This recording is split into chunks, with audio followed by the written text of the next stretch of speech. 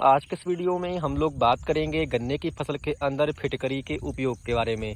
यानी कि यदि आप फिटकरी का उपयोग गन्ने की फसल में कर रहे हैं तो इससे आपको कौन कौन से बड़े फायदे देखने को मिलेंगे, कितनी मात्रा में जो है आपको फिटकरी का उपयोग अपने गन्ने में करना है, कौन कौन सी जो है सावधानियां रखनी है, इन सभी विषयों पे जो है आज की इस वीडियो में हम लोग चर्चा करेंगे।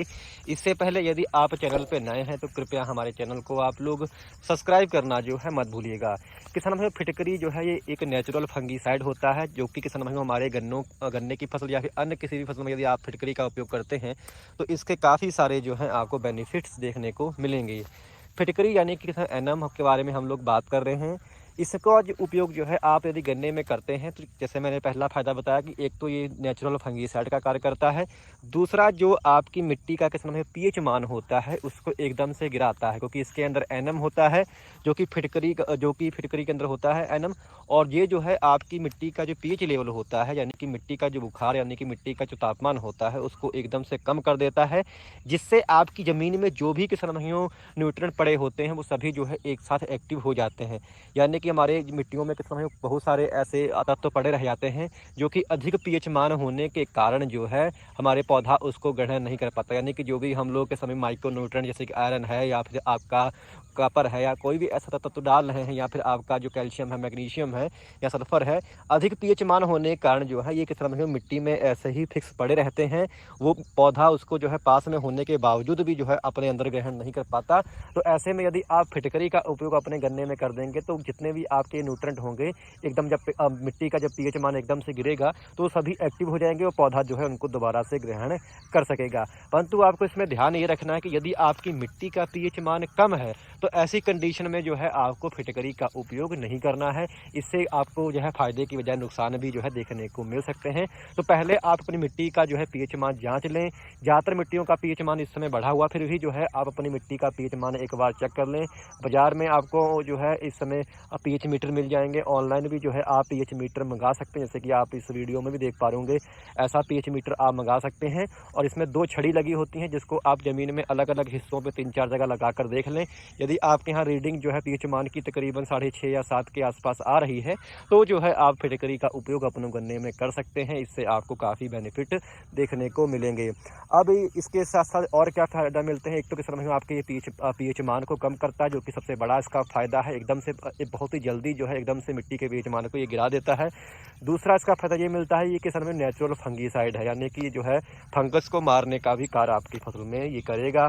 इसके साथ साथ किसान भाइयों ये एक जो है माइटीसाइड भी कार्य करता है, यानी कि जो भी आपकी मकड़ी होती हैं उनका जो प्रकोप है वो भी आपके गन्ने में किसान भाइयों उसके उपयोग से गन्ने में जो है मकड़ियों का जो जो प्रकोप है वो भी कम हो जाता है।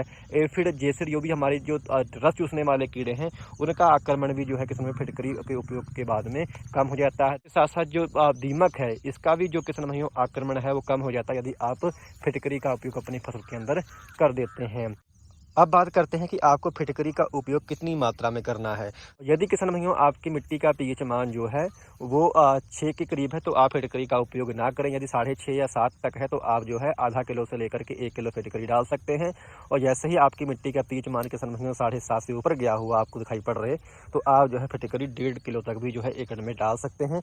इसको डालने का तरीका सबसे अच्छा ये है कि इसको जो है आप जब आप गन्ने में पानी लगाएं तो नाली में जो है आप इसको किसी कपड़े में या फिर बोरी में लपेट के रख दें इस कढ़ेले को। और उससे होगा क्या कि जो भी आपकी नाली से पानी आपकी ज़मीन में आ रहा है, खेत में आ रहा है, उससे जो है पूरा जो है घुल घुल के आपके पूरे खेत में फैल जाएगी और पूरे अच्छे तरीके से ये कार्य करेगी। दूसरा तरीका ये भी है कि आप इसको जो है बारीक कर लें, यानी कि इसको अच्छे से कूट लें।